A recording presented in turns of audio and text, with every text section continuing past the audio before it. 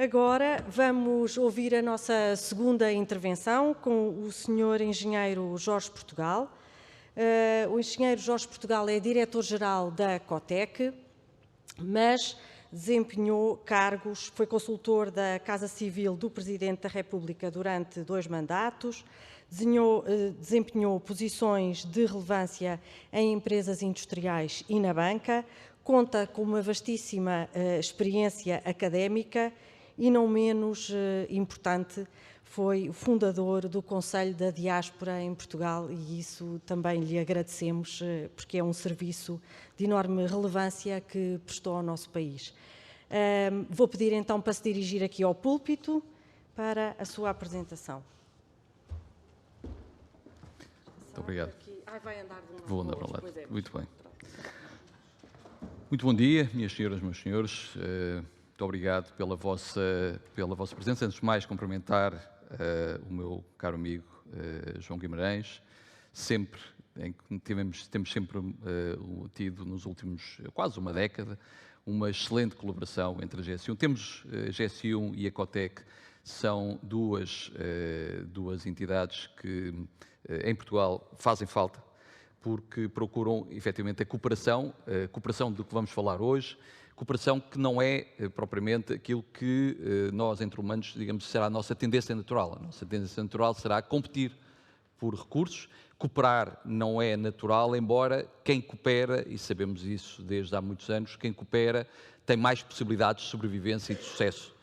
E por isso, cumprimentar de facto e também destacar a longevidade deste seminário na supply chain. Hoje as cadeias de abastecimento é um aspecto, é uma dimensão absolutamente essencial na gestão e no crescimento das empresas e por isso 10 anos ou quase de seminários e tais, e já agora também o agradecimento por me convidarem recorrentemente, o que significa que supostamente são clientes satisfeitos e, portanto, reiteram o convite. Já agora, estes PowerPoints foram feitos por mim, mas eu também tenho, digamos, uns anos a menos do que o Sr. Engenheiro Mira Amaral.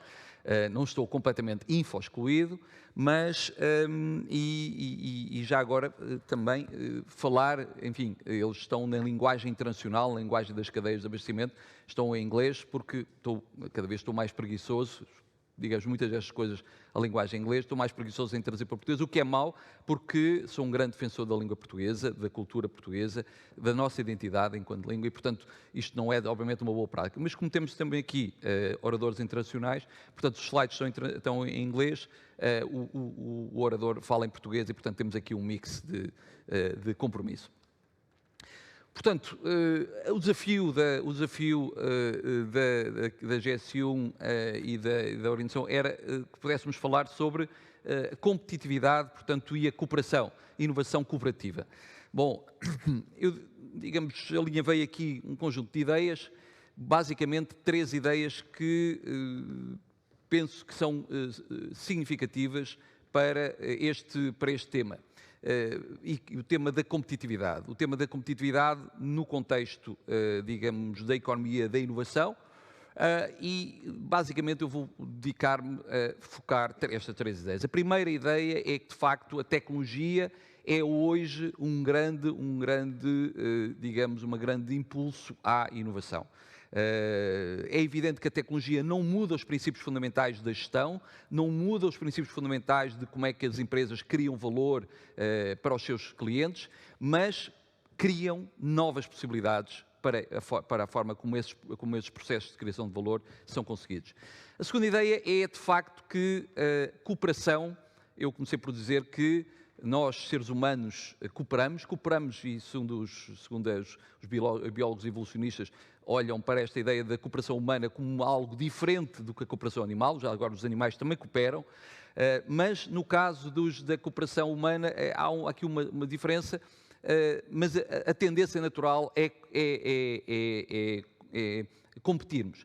E aquilo que nós vamos mostrar, do ponto de vista da cooperação empresarial, é de que estamos ainda atrás daquilo que são os países mais avançados na inovação. Por isso, há qualquer coisa aqui, digamos, na nossa cultura de cooperação com os fornecedores, cooperação com os clientes, cooperação com a academia, cada vez mais importante num contexto em que a tecnologia vai ocupar cada vez mais um tempo mais decisivo do desenvolvimento das empresas. A cooperação é hoje uma cultura que está, digamos, por desenvolver ainda em Portugal.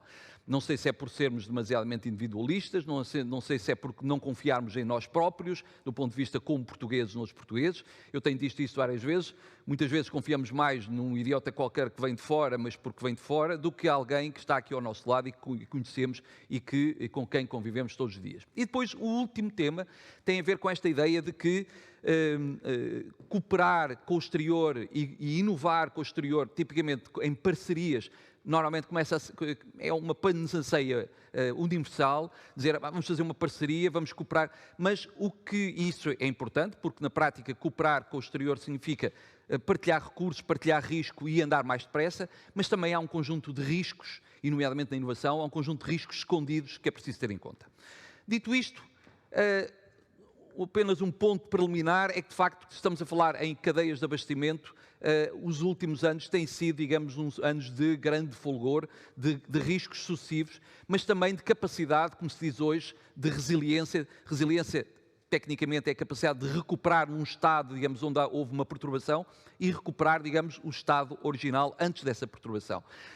Desse ponto de vista, as empresas portuguesas têm resistido à inflação, às disrupções, aos custos elevados da logística, aos problemas de confinamento das pandemias e as políticas de consumismo, aos problemas geopolíticos, à escassez de recursos. Tudo isto, as empresas portuguesas e as cadeias de valor têm recuperado, e por isso eu diria que nesta perspectiva, estamos otimistas que, tendo atenção a próxima disrupção, e provavelmente já está no horizonte, algumas delas, nomeadamente a nível dos conflitos, que seremos capazes também de ultrapassar, tendo atenção que há aqui muito trabalho de casa de fazer das empresas e continuar a fazer. Portanto, não é um tempo também de desânimo, é um tempo onde, digamos, o otimismo advém não de pensamento mágico ou de, digamos, uma alienação da realidade, mas da confiança que temos das empresas portuguesas, como já disse o engenheiro Miguel Amaral, de que têm feito um trabalho nas últimas décadas, absolutamente, apesar de todas as crises que têm afetado o país, apesar de,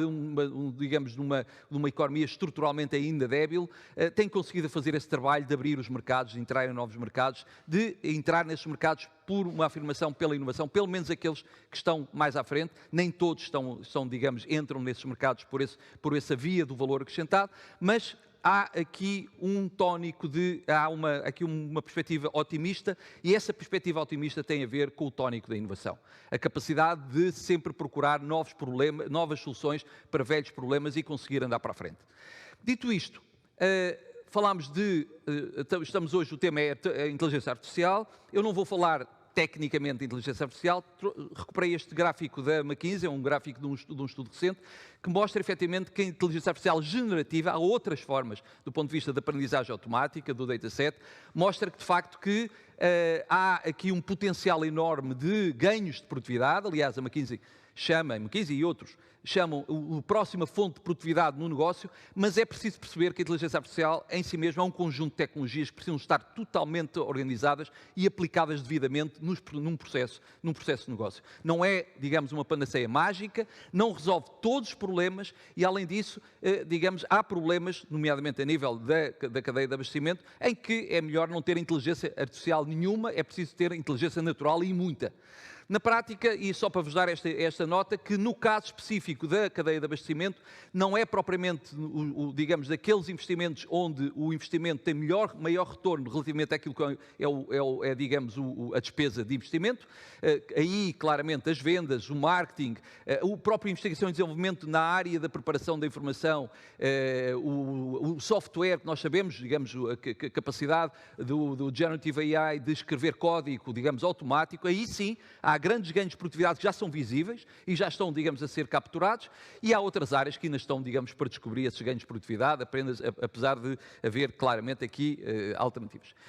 Sobre Na cadeia de abastecimento, mais uma vez eu aqui não vou ser muito detalhado naquilo que é os grandes, começa-se a ver claramente aqui aplicações de onde a inteligência artificial, o machine learning, a aprendizagem automática pode trazer vantagens, quer na visibilidade da cadeia de abastecimento, e aqui a visibilidade da cadeia de abastecimento será muito importante, por exemplo, num tema que hoje vamos falar, já se referiu sobre o passaporte de produto.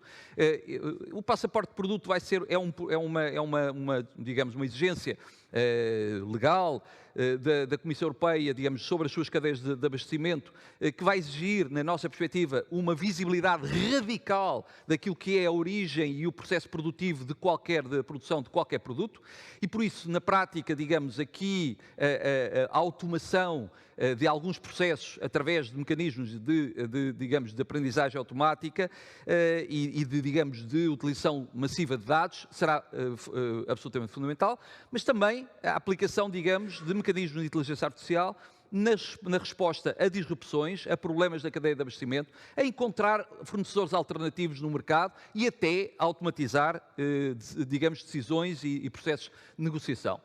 Portanto, dito isto, os três temas que nos trazem aqui, o primeiro, tecnologia. Bom, nós temos participado no júri de um dos prémios, digamos, de digitalização, de transformação digital, mais históricos, com a IDC e com a Accenture, e que na prática são prémios que para as grandes empresas portuguesas, seja na área digamos, das utilities, seja a área das telcos, seja a área, digamos, da distribuição, como é que estas tecnologias estão a ser aplicadas do ponto de vista, digamos, da transformação do negócio. Quando se diz transformação, diz-se, digamos, melhoria do negócio do presente, mas também preparação em termos de criação de oportunidades no negócio do futuro. Portanto, novas oportunidades de crescimento. E, portanto, temos aqui um conjunto de listagem de tecnologias que provavelmente todos vós já ouviram falar, e a questão fundamental, quando olhamos para os finalistas, portanto, estamos a falar dos finalistas deste prémio, do prémio, digamos, Digital Awards, promovido pela Accenture e pela IDC, quando olhamos uma coisa muito interessante. Olhamos que cada vez mais, portanto, em termos dos projetos que são submetidos a concurso, cada vez mais há um padrão muito interessante, é que mais de metade dos projetos têm 3, 4 ou 5 tecnologias integradas. O que é que isto significa? Qual é que é, digamos, eu diria, a conclusão que se tira daqui? É que estes projetos, hoje, de digitalização, digamos assim, são projetos muito complexos, que exigem, digamos, a interpenetração de vários tipos de tecnologias, que exigem competências específicas das empresas e exigem, acima de tudo, uma abertura muito grande da empresa a trabalhar com o exterior, com consultores externos, com vendedores da tecnologia, fornecedores, etc. Portanto, não é possível, digamos, ter, já agora, mais de metade, quase 2/3 destes projetos tinham 3 ou mais tecnologias. Não é possível hoje ter em conta estes projetos, e que estamos a falar desde a automação, digamos, de processos de decisão, portanto, chatbots, ou estamos a falar, digamos, de remoto acesso a processos industriais, ou estamos a falar de construção de plataformas de colaboração, não é possível fazê-lo sem altíssimo nível de competências internas e um altíssimo nível de cooperação com fornecedores e consultores.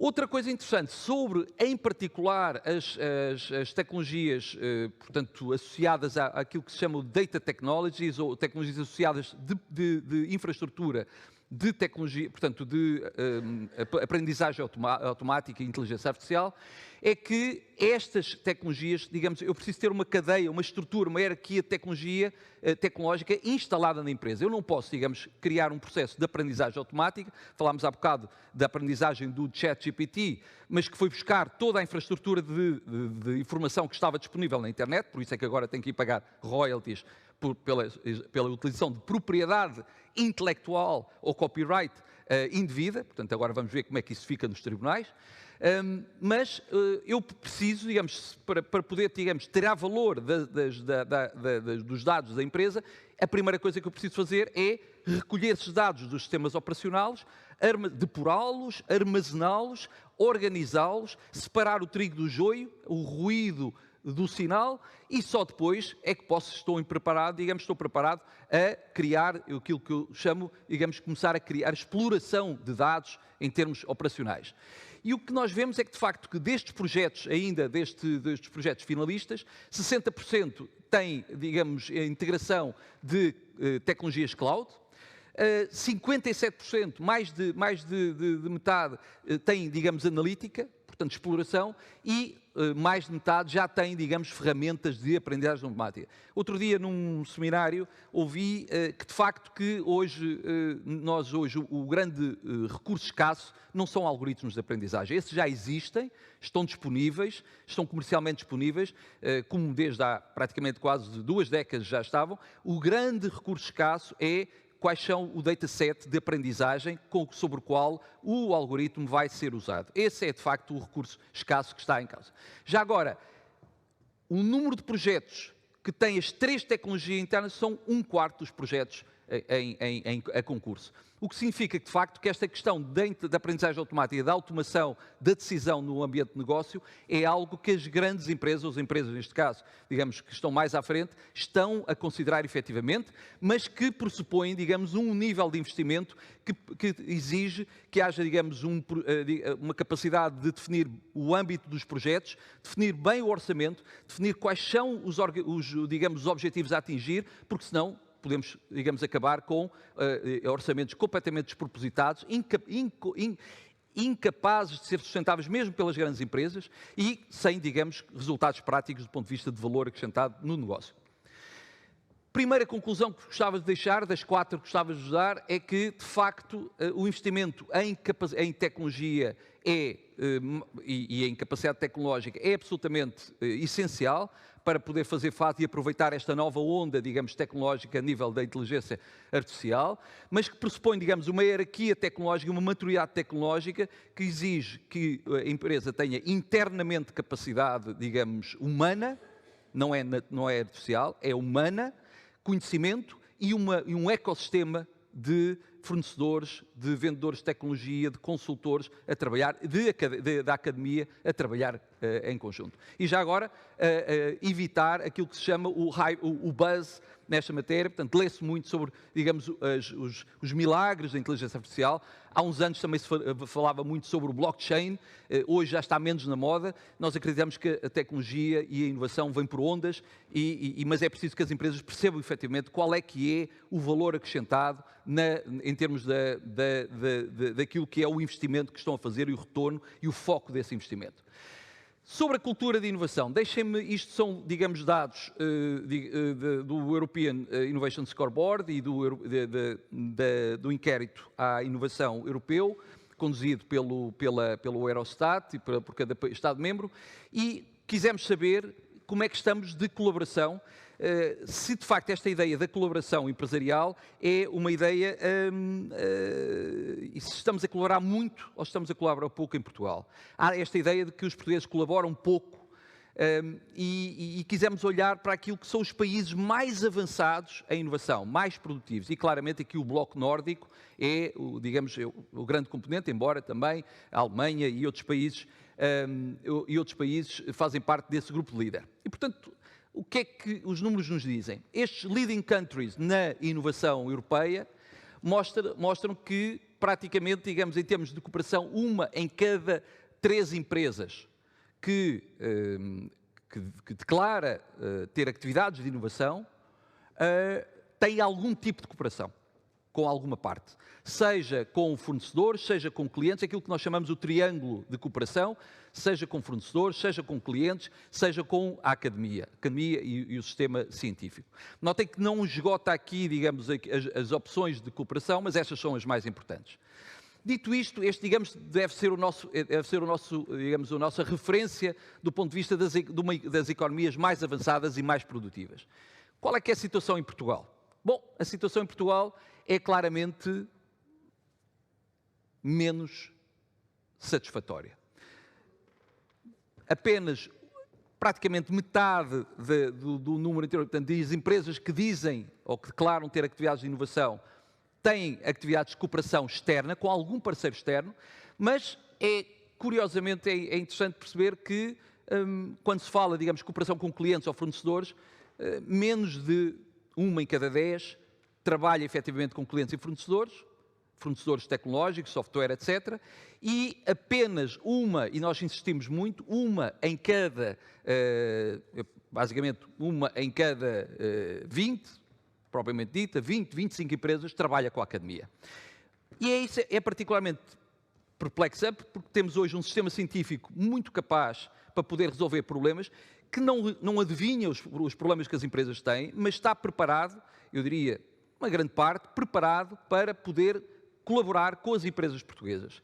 E essa abertura, nós temos trabalhado na Cotec muito associado com esse tema, e acreditamos que, por exemplo, uma das chaves para podermos criar uma cultura comum não é uma soma geométrica da cultura académica, porque tem os seus objetivos, e da cultura empresarial, que também tem os seus objetivos, é, digamos, aqui uma terceira cultura, e essa chave para essa terceira cultura tem a ver com a formação avançada nas empresas. Leia-se doutoramentos,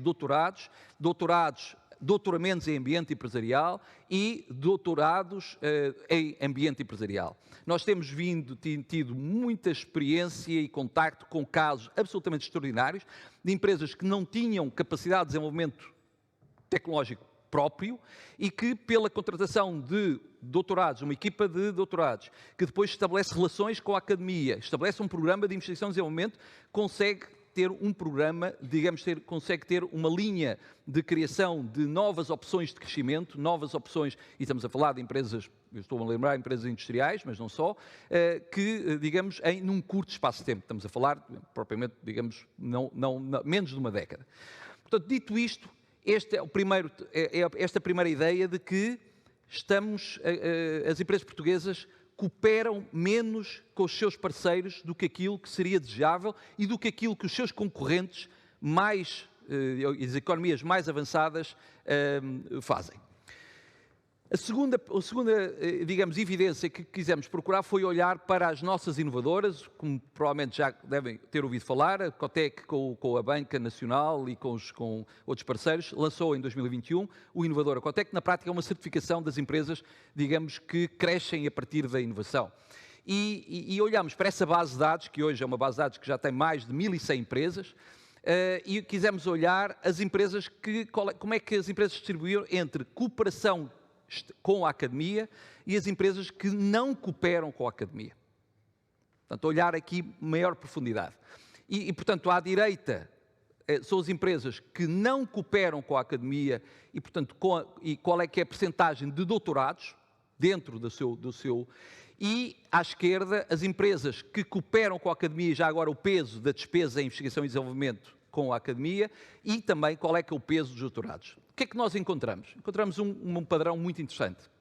É que as empresas fazem, eu diria, outsourcing completo ou insourcing completo. Ou seja, quando digamos, decidem ter a estratégia de fazer tudo dentro, contratam doutorados e a sua investigação e desenvolvimento é feita dentro de portas. Quando decidem colaborar com a academia, então tem um peso de doutorados muitíssimo menor e, portanto, tem, digamos, essa capacidade interna de desenvolver processos de investigação e desenvolvimento muito mais enfraquecida. E é isso que os números nos mostram, que de facto o que estamos a falar é um peso de qualificação de capital humano avançado nas empresas que não cooperam com a academia, enquanto, digamos, esse peso é muito, e aliás, bastante inferior da média europeia das empresas que cooperam com a academia. O que é que nós preconizamos? Preconizamos que há aqui, digamos, um modelo de interação que não é, digamos, eficiente, porque os dois modelos não são exclusivos. E, portanto, estamos a falar, e já agora, aqui as duas linhas têm a ver com algo que também fomos ver, que é a propriedade intelectual. Nós temos vindo a aprender que, de facto, a distribuição, quando estamos a falar de um exercício de cooperação com a academia ou com parceiros do mercado, veja-se agora a questão das agendas mobilizadoras, talvez o grande desafio do ponto de vista do acordo de cooperação que é necessário fazer entre os parceiros do ecossistema é a divisão do bolo. É os resultados, a propriedade intelectual, aquilo que são o conhecimento que vai ser, digamos, produzido, vai ser aplicado e como é que, digamos, esse conhecimento, o valor desse conhecimento vai ser distribuído pelas partes. E o que nós vemos é que empresas com portfólio de propriedade intelectual, direitos de propriedade intelectual, digamos, têm digamos, menos nível de cooperação com a academia e empresas que não têm níveis superiores de cooperação. Portanto, aparentemente há aqui uma tendência de que se eu quero apropriar-me de direitos de propriedade intelectual, eu não coopero com a academia, eu fecho-me mais. Se eu não tenho direitos, por alguma razão não protejo esses direitos, então eu tenho uma cultura de maior abertura. O que também não é necessariamente verdade, porque eu posso ter patentes conjuntas com, digamos, com a academia, com entidades externas, e, portanto, isso não vem de mal ao mundo por isso. Agora, esta visão maniqueísta de cooperar, digamos, ou não cooperar, estar mais fechado, estar mais aberto, proteger ou não proteger, digamos, o meu conhecimento, é algo que para nós tem muito a ver ainda com uma cultura de cooperação e estratégias de cooperação das empresas relativamente incipientes e que necessitam, de facto, para o bem da competitividade das empresas, de uma evolução efetiva. Dito isto, portanto, esta é a conclusão número 2, e a conclusão número 2 é, de facto, que este espaço de crescimento na cooperação em ecossistemas de inovação tem aqui muito para andar. Temos uma cultura ainda que não tem a ver, cooperar não é só apenas ter, digamos, apertar a mão, é preciso, como se costuma dizer, escrever no papel antes de que as coisas acontecerem para que tudo corra bem. Não é que estejamos a desconfiar daquilo que são os nossos parceiros, mas é exatamente esses acordos, essa capacidade de acordar e de prever o futuro que torna, digamos, a cooperação, o processo de cooperação, um processo bem sucedido. A terceira ideia que vos queria deixar é esta ideia, digamos, do risco escondido no ecossistema. Tipicamente, hoje estamos, e a inteligência artificial é um caso típico, a aplicação da inteligência artificial ao processo de negócio é um caso típico, na cadeia de abastecimento, em particular, em que fazer tudo dentro de casa é impossível, já vimos, ou porque não temos recursos para isso, não temos capital para isso, não temos conhecimento para isso e, portanto, temos necessariamente que cooperar e abrir. E eu trago-vos aqui um exemplo muito prático, que é um exemplo real, que é combustíveis sintéticos. É algo que, do ponto de vista de conhecimento, já há praticamente mais de uma década ou mais que é conhecido, e que recentemente foi notícia a combinação de combustíveis de hidrogênio, que é, digamos, um General Purpose Technology, em termos de combustíveis, com CO2. Portanto, e com isto conseguir aqui um combustível sintético capaz de poder, digamos, perpetuar ainda um modelo de combustão existente e, portanto, não desperdiçar, efetivamente, aquilo que é o que existe. Isto é apenas um exemplo, portanto, preciso de criar, digamos, este novo combustível. Este novo combustível tem que ser aplicado num processo, digamos, de testado, num processo de combustão, que permite produzir energia e, obviamente, CO2 também. E aqui, eu sou a empresa que comercializo, eu tenho vários canais, não apenas, digamos, a aplicação nos automóveis, mas também em veículos, digamos, de transporte público, em fábricas ou em, digamos, outras máquinas que necessitam energia.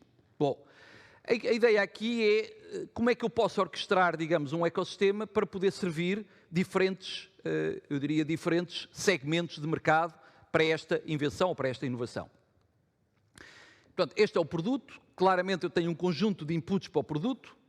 Este produto tem uma cadeia de valor e de produção e que depois tem um conjunto de canais de distribuição para diferentes segmentos.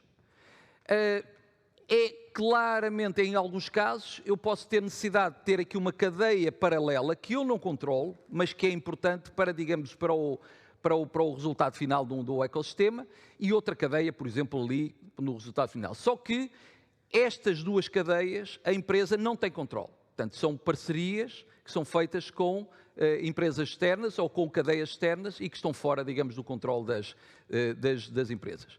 Portanto, o que é que isto significa? Significa que quando eu externalizo e crio, digamos, uma abordagem de mercado em que eu não tenho controle hierárquico e funcional na cadeia de distribuição ou na cadeia de produção, eu tenho um conjunto de riscos escondidos, a que eu chamo genericamente riscos de co-inovação.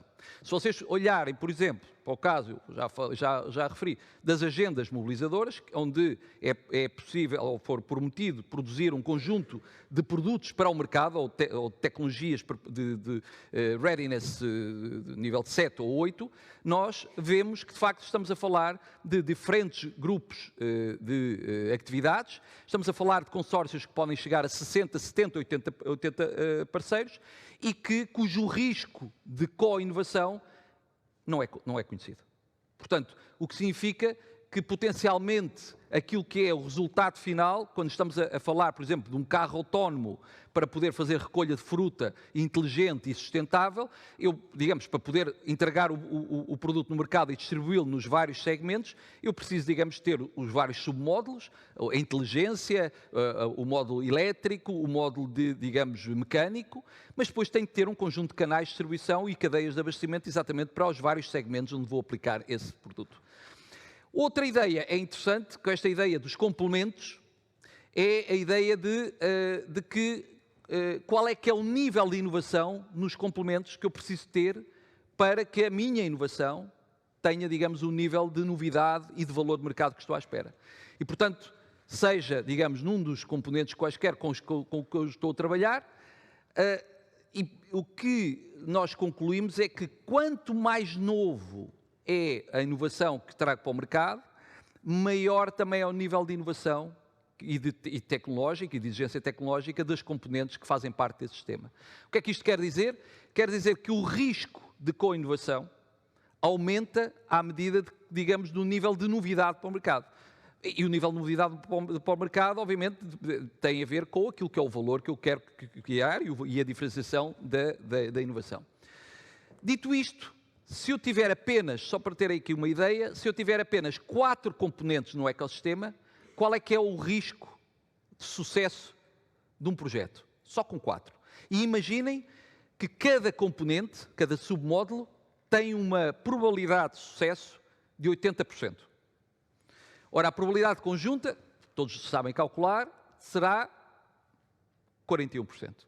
Significa que apenas com 4 módulos num ecossistema de inovação, a probabilidade de sucesso de um projeto é menos de metade, é menos de 50%. Agora, imaginem quando eu tenho dezenas de módulos, um ecossistema, um consórcio, com dezenas de módulos interdependentes, todos a concorrer para o mesmo resultado final e, portanto, tentem calcular a estimativa do risco, digamos, de co-inovação. Dito isto é muito importante do ponto de vista quando nas vossas empresas estão a decidir criar um ecossistema e trabalhar num ecossistema, digamos, de inovação com parceiros externos. Porque o que pode acontecer, e muitas vezes acontece, tipicamente numa lógica de inovação stage gate, eu faço aquilo que é a análise de front-end innovation, do ponto de vista da análise do caso, oportunidade, mercado, tudo isso, mas depois esqueço-me que eu tenho que ter um ecossistema para poder levar, digamos, o produto ao mercado. E é nesse ecossistema é que provavelmente, e já agora, até o caso pode ser muito interessante do ponto de vista de investimento, mas a questão é que o ecossistema pode não estar lá. E, portanto, o risco de co-inovação pode ser absolutamente decisivo. A empresa pode ter até um risco de inovação, como digo, 80% no componente que produz, mas depois o resto, digamos, o risco pode ser absolutamente incomportável.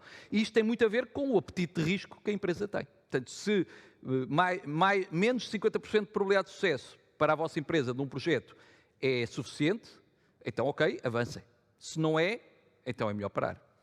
Portanto, dito isto, e a última, estou mesmo a terminar, a Cotec lançou há algum tempo um suite de informação com um conjunto de ferramentas que permitem fazer este trabalho de front-end innovation. Não só gerir, para escolher, digamos, quais são as ideias que trazem mais valor, portanto, em termos de um portfólio de ideias de inovação, mas também conseguir analisar o ecossistema, qual é que é o risco com a inovação de cada ecossistema, qual é o risco do capital humano, portanto, um gap analysis em termos de se as competências da empresa estão lá, ou então têm que ser subcontratadas, ou criadas, ou formadas, ou seja o que for, e depois o financiamento do portfólio. Portanto, convido-vos também a conhecerem este pacote de ferramentas. Vou terminar, como comecei, dizendo que esta ideia, digamos, da cooperação e inovação cooperativa é uma ideia absolutamente essencial para a competitividade das empresas, só que nós temos aqui, quer dizer, esta ideia dos ecossistemas, que toda a gente fala, das plataformas, é uma ideia interessante, mas que tem um conjunto de riscos, digamos, inerentes, e que exige às empresas gerir esses riscos para o sucesso e para, digamos, porque senão estão a descontar um projeto com uma taxa de custo de capital muitíssimo mais baixa, portanto, porque não está a afeta efetivamente o risco que aquele projeto inerentemente tem por ser... Obviamente, a empresa pode sempre internalizar tudo, mas internalizar tudo, nenhuma empresa, por maior que seja, tem todas as capacidades, todo o capital financeiro, todo o capital de conhecimento e, portanto, hoje, andar à velocidade do mercado significa cooperar. Mas este é um tema muito importante. AI e Data Tech é uma fonte de inovação, mas como já vimos, exige uma hierarquia e uma maturidade tecnológica e competências internas que as empresas têm que criar, digamos, sistematicamente. E, finalmente, esta ideia de cooperar para competir. Isto exige, efetivamente, uma visão estratégica da empresa, as parcerias, a cooperação aberta, a inovação aberta, não é uma questão tática, é uma questão estratégica, mas também é uma questão cultural, uma questão de cultura de negócio. E, obviamente, o que nós vemos é que as empresas portuguesas, eu diria, estatisticamente, em massa, estão atrás daquilo que são os seus concorrentes e das economias, digamos, que têm maior desempenho no mercado. Por último, trazer esta ideia de cooperar não é natural. Cooperar exige... nós somos programados para competir e, acima de tudo, é essa a nossa tendência natural. Mas aquilo que nós vemos, e é também os biólogos evolucionistas têm demonstrado, é que, digamos, sobrevivência e o sucesso advém da capacidade de ver valor na cooperação e incentivos na cooperação. Eu espero que na nossa apresentação de hoje tenha havido esses incentivos, quer do ponto de vista da adoção tecnológica, quer do ponto de vista de rapidez de mercado, partilha de custos e riscos, etc. E também quais são os requisitos que as empresas vão precisar de ter para poder fazer isso. De qualquer forma, é esta ideia de que, e não é preciso, eu diria, não é preciso chamar aqui o altruísmo, que também muitas vezes, e que os economistas não sabem explicar, no ponto de vista da cooperação, não é preciso chamar aqui o altruísmo para poder ver que há aqui, digamos, hoje, no contexto atual, muitos incentivos para cooperar, especialmente quando estamos a falar no domínio da inovação. Muito obrigado.